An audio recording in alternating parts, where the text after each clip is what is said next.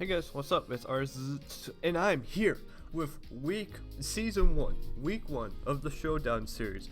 Weekly recap where I'm going to play all the battles, just do a replay of them and go over them and talk about misplays, good plays, all this other stuff, and show you like our standings for the end of the week and like see who's going to be like close to playoffs. So, first match, the LA Kingdras up against Dilva, and if it's not the team name, I don't know who they are. So it's sorry, I just forgot, and I'm too lazy to check it up. So professional of me. But Dilva brings Superior, Azumarill, Mega Absol, Furfrou, Manectric, and Dust Noir. Also, Absol doesn't have to be Mega, but I mean, come on, it's Mega Absol. Why wouldn't you bring it? And the LA Kingdras brought Thunderous Fairy form, Mega Scizor, or it could just be regular Scizor, a Dumbreon, Ambipom, Miltank, and Omastar. And yeah, it's gonna be a match. So they're gonna lead off. The LA Kingdras are gonna lead off with their Mega Scizor, whatever, and they're gonna lead off. And Dilva's gonna lead off with his large sack, good nickname, which is his Azumarill. Now, I don't know. Like here, I'd probably be like, all right, you know what? I can't do much. I could SD, but can't do much to an Azumarill. You know, can't do much. He can't do much to me, but I mean, I don't want him belly drumming. You know, all that. I can probably just stay in and go for like Bullet Punch or something. So yeah, that's probably what he'll do. And he switches out in the Dust Noir, which is probably his physically defensive wall next to Furfrou. So I mean, fair play. So he goes for the Bug Bite, which is very interesting, but hey, it's fine. It's fine, just some early turn plays. Now, he's going to go out into his Thunderous Fairy form because, like, oh, you know, I'll just eat the Will-O-Wisp, which Dustnoir is most likely going to go for. And now I can just throw off a Thunderbolt, even though switching is Manectric, so I should probably go for the U-turn. But he does stay in, which I can respect Dilva for. I mean, Thunderbolt, it would have done a lot, but not that much because you're a Dustnoir, so you have eaten it. And then he goes for a play. He goes for Trick.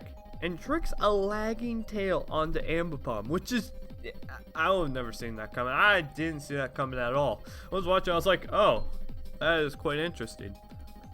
And then he's going to go, oh no, he switches out into Furfrou? Yeah. So they switch, Ambipom switches out because, like, well, I can't kill Dust Noir and I really don't want to take a Willow. So, you know what, I'm just going to switch back into my Thunderous because Dust Noir is starting to become a threat, especially with a Life Orb. And Dust Noir was thinking, oh damn, I don't want to take that damage. I should probably switch out into Furfrou on my counter. So then that happens, and I don't know what Thunderous is going to do. He goes for the Sludge Wave, which is a play, and Furfrou is going to go for the Snarl, which is cool. I like Furfrou. That's pretty cool. He's going to go for Sludge Wave again, probably trying to get the poison. Didn't get it that time though, so your plan isn't working out. I mean, and then he goes for the Cotton Guard, which is just insane. So he has Cotton Guard, Snarl. What else does he have? What else could he have? I mean, what would he have? If he has Rest and then Sleep Talk, that's gonna be it's gonna be really weird. But he has Sucker Punch and Return, so this is a really weird set. But luckily though, because Miltank is the beast that it is, it goes for the Toxic, and this threat is just completely averted. There's no problem dealing with this thing now. And you can just get up rocks if you have them. He's going to go for the turn. It ain't going to do nothing because you that fat Miltank boy. You that fat Miltank boy. You're going to set up those rocks, and then you can just Milk Drink back up. If he stays in, you're just going to get the full yum, yum, yum. As he does switch, realizing, oh damn, I can't do anything to him, and he's gonna go into his large sack, the Azumarill. And this is scary because he can go for the Belly Drum and put in the finest of work. He can do that. That could happen. But he's gonna switch into his Scizor, thinking, oh well, I probably shouldn't stay in with my freaking Miltank because that's just setup fodder. So he's gonna go for the Belly Drum, and then here's a play. He goes for a Bullet Punch, okay? He goes for Bullet Punch, which is you know, that fair play. That was the correct play for the LA Kingdoms. He goes for Aquajet, which I don't agree with that play in the slightest, because it was just a bad play. Because let's say you outsped Aquajet, let's say your priority outspeeds him. Aquajet doesn't kill him anyways. Let's say you underspeed him, then you're going to take 2 hits from Bullet Punch. So your best play there was Waterfall, because I don't know what, the Scissor couldn't have had anything. I mean, unless he had a natural gift or something, or like something insane, but I don't expect anything. So then he's going to go for the Bullet Punch, get the low roll, which is unfortunate, but hey, it's fine. He's just going to go for the Aquajet after, kill the Mega Scissor, which is a huge threat. But it is gone, and now he's going to be able to go out into his Ambipom and go for the Fake Out, because Fake Out has so much priority, it's insane. And since there is no Rapid Spin or Defog, there's no point in saving the Zoom roll. So bam, dead. Ambipom picking up 1 kill, which is pretty nice. Now he's going to go into his Superior, and it's like, okay, oh geez, this thing could sweep me. Strike! You can't see me! I am a Miltank! Miltank comes in, yummy! Yum, Tap Sipper eats it up for breakfast, no problemo. Now he's gonna switch, and it's like, huh, that's interesting that he switched, not sure. And he goes for the Toxic, making his best play, getting that chip damage on Dust Noir, because that's the only way you can really take down this Dust Noir at this point. Now he's gonna go out into his fort, and predicting the Willow, or probably just going into it for reasons. And the Dust Noir is gonna go for the Protect. So that's a pretty cool set. Protect, Trick, the Lagging Tail, Willow. That's something else. But he's just going to go for the Hidden Power. Probably Hidden Power, Flying or Ground. It probably wasn't Ground. I don't know what it was. It might have been Ground. I don't know. But he's going to go for the Fire Punch and take out the Thunderous. And the Dust Noir is going to go down. Now he goes out to Ambipom. And Dilva goes out to Mega Absol. Todd right there, he's just going to go for that quick and easy Fake Out, just get that front. That is a lot of damage for being not even Life Orb. Now he's gonna go out to Blue Moon, goes for Sucker Punch, which that was a good play. Actually, you know what? No, I need to talk about that. When I talk about these plays and like I start to talk about them, don't take this as like, oh, I'm hating on you. No, I'm just trying to like talk about the plays and tell where you messed up and where you could improve in the future. Sucker Punch was not the play there. He was tricked a Lagging Tail. You know what that means? That means Ambipom is slower. Alright? That means Ambipom is a lot slower than it would have been. So your best play there would have been Knockout, because unless it gets Quick Attack, which it might get, I don't know. I don't think it does, because all it ever does is Quick Attack. And no Fake Out in Last Resort. So I'm not sure about that Sucker Punch play. You could have just knocked off. That was probably your better play. You could have just knocked off. No, he goes for Mega Horn and misses, which is that's cool. Mega Horn, I like that. Mega Horn misses and he goes for the Wish. Then Mega Horn does 56% and he takes the Rocky Helmet damage. Then he's gonna go for the Foul Play and kill it. Now, did that miss matter? In the grand scheme of things, I'm not so sure, because he had Fake Out in the back, and if Umbreon has Protect, then it really doesn't matter. No, Umbreon being the beast is just staying and going for that Wish, and then probably, oh no, he doesn't even go for the Protect. Showing me that he probably doesn't have Protect, so that miss definitely was unfortunate. Now, Foul Play does a butt ton. It does a lot. And he goes for the Ice Fang, taking the Rocky Helmet and Life Orb damage, which was not a good play in the slightest. Thunderbolt hit everything harder. It just did. As now he's going to go out to the Furfrou, and the beast that Umbreon is going to go for the Foul Play and eat up that hit and get that Wish back. Now, he goes out in Superior. If he's Scarf, then Superior can't win. He goes for the Dragon Pulse on the first play. Good play. I don't know why they LA King just stayed in, but they did. So he's going to go for that. Then he goes for Dragon Pulse again, leading me to believe they may be Scarfed. Now, he's going to Baton Pass out to Ambipom. And at this point, unless this thing has Syphysis, the LA King just win. The LA King just win with Fake Out on Ambipom. They can just stack so many things and get out the Fake Out. So he's going to go for the Fake Out. That does 33%, which is a good amount. Now, he's going to stay in and take the Dragon Pulse, and that basically shows that Trogdor was probably a Scarf superior. So, good game. The LA Kingdras win 4-0. So now, let's go on to the next game. Which Zurelf the 12th up against Lucius T. I could check whose names it is. On those oh, right here. There we go. Lucius T, the Atlanta Braviaries, right here, up against Zurelf. Are you here? Yeah, the Houston Tyrantars. So, yeah, those. And he brings Articuno, Flygon, Fleafloche, Tentacruel, Megalopunny. Wait, I don't know why you'd bring like regular Lopunny. That's just bad. Rotom C. Bitch, I'm in the cut. Rotom C. And Thunderous, just the regular form. And the Zurelf brings Hippowdon, Garchomp, Gengar, Cofagrigus, Sylveon, and Mienshao. And that is just a scary lineup, especially since that's a Mega Garchomp.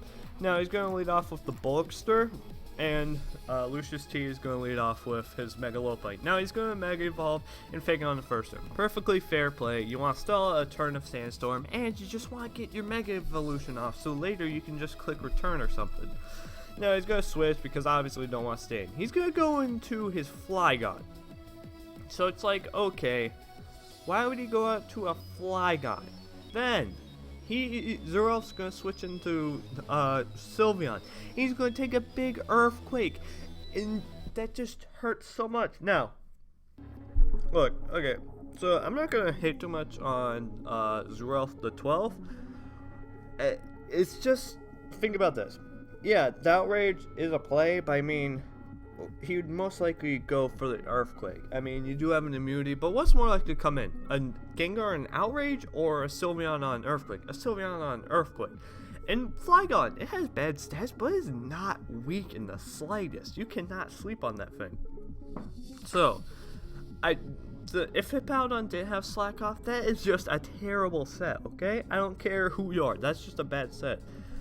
I don't know what your investment was, but if you could have lived, like, if you were scared of special, you should have calced how much a Dracometer does. And if it does way too much, then go out to Cofagrigus, because it can eat a physical hit, and it could eat a special hit. Not well, but it could eat it, and you could, like, learn, okay, it's special. So now I'm able to switch into Sylveon now, instead of just sacking your Sylveon, which put in so much work, besides the Tentacruel. But hey, all you gotta do is predict that Psyshock, or if you're a calm mindset, just get rid of it. So he Earthquakes, makes a good play, and it kills. Now he's gonna go out into his Sharknado, and Oni's gonna stay in, being like, alright, Oni's like, alright, so I guess that did a lot. I think this thing is banded. I'm almost certain this thing's banded. Our Animate Scarf are banded.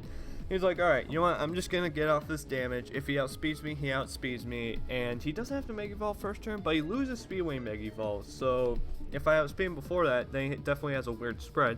And if I underspeed him, then that's fine, because now I know, and I can go out to something and revenge kill it. So he goes for the Earthquake, gets a butt ton of damage off. Sharknado just goes for that Dragon Claw, picking up a kill. And now he's going to go out into his Lopunny, and you're thinking, alright, his best play, 100 million% is go for the return if he has it. Not fake out, because you'll kill this thing. If Flygon did that much, then this thing will definitely kill it. And if you're scaled, just calc. If it doesn't kill, then don't take any advice from me. Hold up. Boop, boop. Can I move this like boop? Wait, hold up. Boop, like that, and then boop, boop. Sorry about the dimensions. It's getting a little messed up for some reason. You like that? Yes, perfect, yes. All right. Now the play right here is to go for the return, right? And you just kill Sharknado and you do damage to King Tut. No, he goes for Fake Out, which was just was it a bad? I'm not gonna say a bad play, but it wasn't his best play. Okay, you should have gone for the return, but it's fine. He's probably scared of it not killing. Now, King Tut's gonna go for the Willow as John switches in the Rotom C. Now, King Tut can eat up this hit like a boss, but it's a Shadow Ball, which I was not expecting. And he goes for the knockoff, knocks off the Choice Scarf, so one more Choice Scarf is gone, so the Mega Garchomp is looking even more scary, besides, the Mega Lopunny, but whatever. King Tut dies, which, you could play around that, but it's hard to. Now, Sharknado just comes out, and it can just go for the Dragon Claw and kill it, but no, he goes for the Fire Blast on the Lopunny. Now, this was a misplay in a lot of ways on both ends. Number one, your best play was to click Dragon Claw because that would have easily killed Rotom-Cut. Come on, I get Rotom-Cut's bulky, but since it's Choice Scarf and you're a freaking Mega Garchomp, it's gonna kill, no problem. And if he switches out to something, that's fine. You get damage off with Dragon Claw. Fire Blast was not your best play because it does a lot less damage than Dragon Claw would have. And, it would have killed Rotom, but first you got hit, and then second Dragon Claw is a guaranteed KO. Because let's look at look, that was 57%, and 40, that's 45 on this. Yeah, look, that's 45 on this turn. So Dragon Claw was your best play, but he doesn't make that, and he goes out to Lopunny. And I don't think he should have gone out to Lopunny. He probably should have sacked Rotom Seed, but you know what? I can see his logic. He's like, alright. You know what, Rotom Seed can be useful to kill Hippowdon. Mega Lopunny, it could do a thing, but that's probably Scarfed. That might be Sash or Scarfed, and Hippowdon just walls me to hell and back. So, you know what, I can just go for the Drain Punch or the Return. But no, he goes for Fake Out again, gets a crit, which ain't gonna matter because he's gonna outspeed and click Drain Punch, and gets some HP back, which is pretty nice, and Pai Mei is gone. And then he goes out to the Gengar, bluffing the Sash or Scarf, but he just goes for it and is like, you know what, nah. Which, can I blame him for bluffing the Scarf on the Pedophile? No. Can I blame him because he has a Hippowdon, a physically bulky monster in the back to eat up these hits? Yes. Now, I don't know what he's going to go for. He's going to switch out, so that's already you messed up. And you're going to go for the Earthquake, which I can't really blame him for that play. He just made a good play. He's going to go for the Leaf Storm, and is going to kill the Bulkster. Bam, dead. Now, all that matters is killing the Garchomp. All that matters is killing the Garchomp. Articuno should outspeed it. Lopunny definitely outspeeds it, and Fake Out Drain Punch will kill. And he switches out to his UFO. He was probably thinking, you know what, I don't really need Rotom Cut, I don't really need it, and I don't need it, but I want to keep that differential, because it just got 2 kills, it got 2 kills, might as well give him more kills, because differential in this league does matter, just to let you know. As he's going to sack the UFO, and now he's just going to go back out into his Lopunny, make the safest of safe plays, click Fake Out, going to eat that up, and then he's going to click Drain Punch and go for the game, which is going to be a GG. Now, the only thing I want to know is, did Tuco have Last Resort? Because if it had Fake Out, Drain Punch, Last Resort, I understand why I didn't click Return. If it had Fake Out, Drain Punch, Sub, I don't know what your set was. If it had Last Resort, that's the only reason you shouldn't have clicked it. If you did have it, then you should have clicked Return. You just should have. Now, the next match is between and the Columbus Crocodiles versus Smit Dog Trill and the coach of the Chicago Shamans. And he brings a scared team of Tornadus T, Ferrothorn, Weavile, Seismitoad, Tyranitar, which could be Mega, and Xatu. And I bring a team of Mew, Manaphy, Fortress, Venusaur, Entei, and Rhyperior. Now, I could go over the stats, but I'm going to keep Mew a secret because I don't want to reveal in case I want to bring it next time. But I bring Mew, which I'm not going to talk about. By the way, it doesn't hit the field, but that's for a different day. We bring Laconberry, Manaphy, Tail Glow. We bring a Fortress with Rapid Spin and some other things. We bring Venusaur with Him Power 5. We bring an Entei and Assault Vest, and we bring Rhyperior with Rhyperior, and it has Mega Horn. So I'm going to lead off with Thickums as he leads off with his Tornadus. Now I'm like, alright. So this is scary. Tornadus, I did not think was going to come. I did kind of see coming, but I just didn't have a switch, and so I was like, alright, my best bet, he's probably going to go for a Flying type move. If he's physical, it will do nothing to Dave. If he's special, it'll do a little bit, but at least we know, and I can double out into something that'll eat up the hits, like my Assault Vest Entei. So he's going to go for the U-turn, and you know, that's going to do some damage, but now we know he's physical, which is beautiful, because that is a lot easier to deal with. Now, he's going to go out into Zatu, and I do not want to stay in. I don't. He could have the Giga Drain. I don't care if it doesn't kill. I don't want to risk this. I am just going to go onto my switch in the Assault Vest Entei. I'm just going to go up to my switch in as he tries to make a good double going out to Ferroform. Now, I don't know what he was predicting. Venusaur? Venusaur? No, Venus? I really don't know what he was predicting. It could have been Fortress, but I'm really not sure about that. I don't know what he was predicting, but he makes a double. It didn't work out for him. And now I get a free-ass Sacred Fire. Boom. To 17%. And I don't get the burn, but that's completely fine. It's a 50-50, so it's fine. Now he goes for the Scald, and he does get the burn, but it's Scald, so can you really blame it for burning? No, I'm just like, alright, what do I go for here? What do I go for? Yeah, I go for the Hidden Power Fire, because I'm like, alright, I know he could switch into Zatu, but I want to try and catch the Ferroform, because all I need on that thing is damage for Manaphy to sweep without setup. Now he's going to double back out into Ferroform, as I once again go into my Entei, not predicting it, just going into it, because it is my one switch into Zatu this game. This is my one switch in, my one guaranteed switch in. Now he has to switch back out into Seismitoad, and I go for the Sacred Fire, and I get the burn, baby, burn, baby, burn. Hey, hey. Now I cannot stay in at all. There's no way I'm staying in. As he goes for the Icy Wind, which is a cool bring, you know, that could do some things. Like if I want to switch on to my Manaphy, just slow me down and then make it easier for someone else to revenge kill. Even though a lot of things I was better. But now I go for the Synthesis thing, and alright, I should really get my HP back. It's whatever. He's going to go out into his Windfall, and I'm just like, alright, so he's physical. If he's mixed, then I know now, but I'm just going to go out to Dave, and he taunts. So he's running a really weird set. Taunt, U-turn, and he has a Life Orb, so he most likely doesn't have Acrobatics, which is cool. Now I'm just going to go for the Rock Blast, because I'm like, my safest play. I don't need to predict at this point. I have the upper hand this game. I have the complete and total upper hand this game. Now, once again, I can just go out to my Venusaur. No reason to predict that. No reason at all. And he goes for the Scald, doesn't do anything. The burn is going to take him down. And I go for the Synthesis, just thinking, alright, if he switches, his thing is dead on the come in. And his Sludge Bomb was pretty cool. So, he was probably Assault Vest thinking about. He was probably Assault Vest considering he didn't have leftovers or anything. He was probably Assault Vest.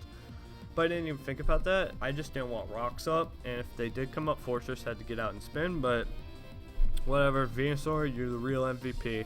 Walling out that Seismitoad. Now he goes out into his Ferroform, and I go for the HP Fire. Oh, that damage is so real. As he tries to predict my switch out to Entei. That was a good play on his part, but unfortunately, I had the Hidden Power Fire, so I had no reason to predict. No, I just go for it again. I'm like, alright, that's fine. I could just go for it again. All I need on this thing is damage, and Manaphy can set up and sweep, which will be great. I mean, I have Hidden Power Fire on Manaphy too, but without the setup, I don't need to. As it goes for the Heat Wave, this turn, I thought so hard about going off the Fortress and getting off a slow Volt Switch and gaining momentum, but I was like, you know what? Zatu can carry Heat Wave. Not going to predict that. I'm just going to go out to my switch in the Entei. And I go for Sacred Fire and do so much damage to this thing. As it goes for the Toxic, showing me that this thing doesn't have a lot of speed because I put a certain amount of speed into my Entei. I don't know what's out speed. I just forgot that. Now, I go for the Sacred Fire. He switches into his Tyranitar and I get the burn. Burn, baby, burn. I get the burn, and that burn is huge because it just neutralizes this threat so hard. And he goes for the Power Punch, so that could have been really scary. Luckily though, David's had a good amount of HP to eat up hits, but I mean that thing could have been scary if he worn down my team. Now he's gonna go out into his Ferroform, and I'm just gonna go for straight up for the Mega Horn. No problems with that. I was going for Mega Horn because I felt he would go that, but Mega Horn was my best play. Now, I just get for switching into Entei. No problem. He goes for the Spikes, which is a bit of a problem because I do not like hazards at all. I don't like hazards.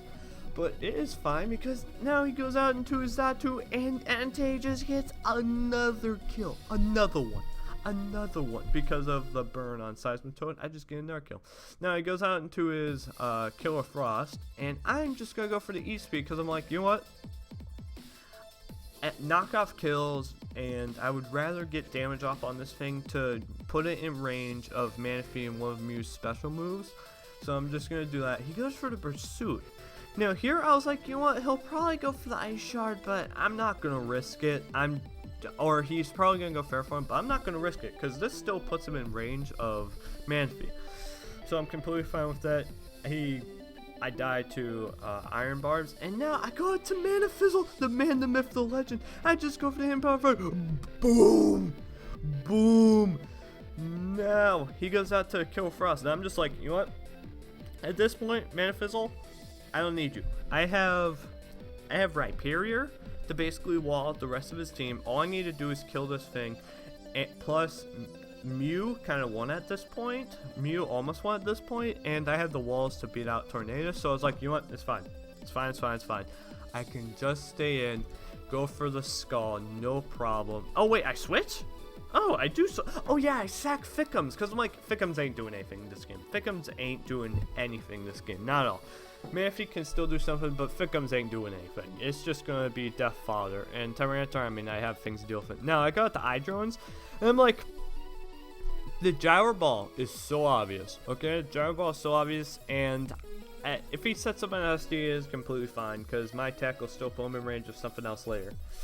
So, I'm just like, I'll go for the Rapid Spin. If he switches, he switches. If he stays in, he stays in. It's completely fine. I go for the Rapid Spin as he switches into his Tornadus. Now, I didn't want this thing setting up a sub. I didn't care what it did. I didn't want this thing setting up a sub. He goes for Taunt, which I was so glad I didn't go for Hazards. I just went for my Volt Switch, and that did break the sub, which is big. If he did set up a sub, that would have broken the sub. Now I got the Mana Fizzle, the Myth, the Legend, and I can just click that Scald, that big bad Scald. As he goes out to his Weavile, and I'm like, ooh, a burn? A burn? A burn? No burn, which is completely fine. It's understandable. Now I switch out once again into my Fortress because I have no reason to predict this. Now I can go for the Volt Switch and gain momentum because this game is still anybody's game. This game could still go out of hand. I do get a crit on the Tornadus T, which I'm surprised there weren't many crits this game. I really wasn't, but that was like one of the only crits this game. So I get the crit, which is pretty nice. Now I can go out to the man, the myth, the legend, Mana Fizzle. I just get to click Scald, Scald, Scald. He goes for Pursuit, trying to predict, which is completely fine. I just stayed in because I'm thinking, you know what, it's fine. At this point, I don't want to risk anything. I just go for a Scald. Weavile dies. And I go for the Scald again, and the Tiger is just gonna do nothing because Crunch does absolutely zero. And I just go for the Scald again, and Tyranitar dies. So Mana Fizzle, picking up the kills, free kills. Ooh, Mana Fizzle, you are great. You are just, sorry. Whoa, jeez. Oh, sorry for a moving screen. Mana Fizzle, you are just a man. Alright, now we got the final battle up against Xenogeno, up against Endruid 1-4 ED. And who's that?